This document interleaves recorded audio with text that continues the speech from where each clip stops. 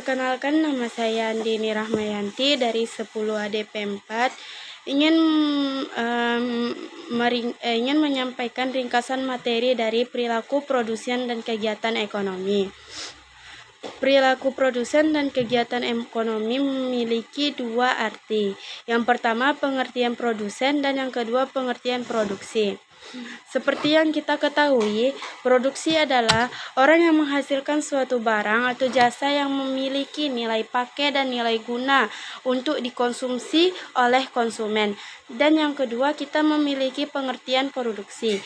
Produksi adalah suatu kegiatan yang dikerjakan untuk menambah nilai guna suatu benda atau menciptakan benda baru sehingga lebih bermanfaat untuk memenuhi kebutuhan. Lanjut, kita ke tujuan produksi tujuan produksi secara umum. Di sini tujuan produksi secara umum terbagi menjadi dua, yaitu bagi konsumen, memenuhi kebutuhan hidup manusia agar terciptanya kemakmuran. Kemakmuran akan tercapai apabila kebutuhan barang dan jasa tercapai atau terpenuhi. Yang kedua di sini bagi produsen, yaitu untuk meningkatkan keuntungan dan menjaga kehidupan perusahaan. Lanjut kita ke poin yang keempat, yaitu faktor-faktor produksi. Teman-teman, di sini faktor-faktor produksi itu terbagi menjadi dua ya. Yang pertama, faktor produksi tetap. Yang pertama yaitu faktor produksi yang jumlahnya tetap berapapun jumlah produksinya. Contohnya tanah, bangunan atau gedung, mesin-mesin dan pabrik. Yang kedua, B, faktor-faktor produksi variabel. Faktor produksi yang jumlahnya berubah-ubah tergantung jumlah yang diproduksi. Contohnya bahan baku dan tenaga kerja. Lanjut yang kelima yaitu pengertian perilaku produsen.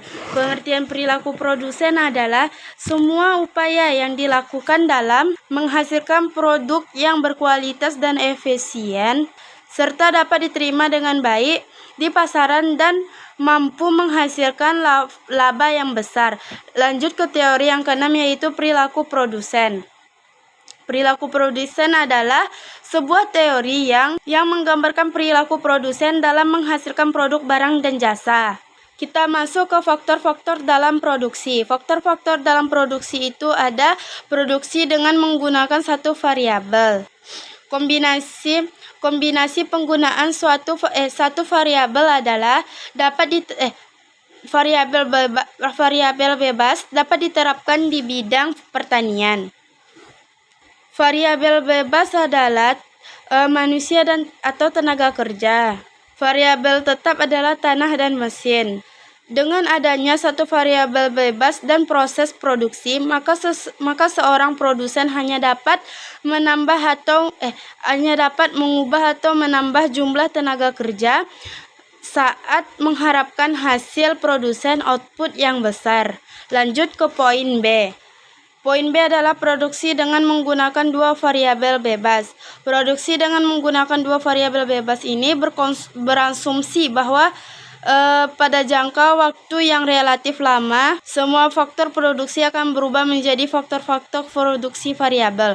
Contohnya, dalam suatu perusahaan manufaktur terdapat dua faktor produksi bebas yaitu tenaga kerja dan modal. Lanjut, modal dalam perusahaan manufaktur ini seperti mesin. Lanjut ke poin C yaitu circular flow diagram. Yang pertama, peran pelaku ekonomi. Terdapat poin A yaitu rumah tangga konsumsi sebagai penyedia faktor-faktor produk. Yang kedua, rumah tangga produksi, dan yang ketiga pemerintah, dan yang keempat masyarakat luar negeri.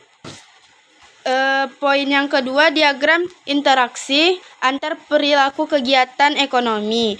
Poin A, diagram interaksi antar pelaku kegiatan ekonomi, yaitu balas jasa dapat berupa upah, gaji, maupun sewa.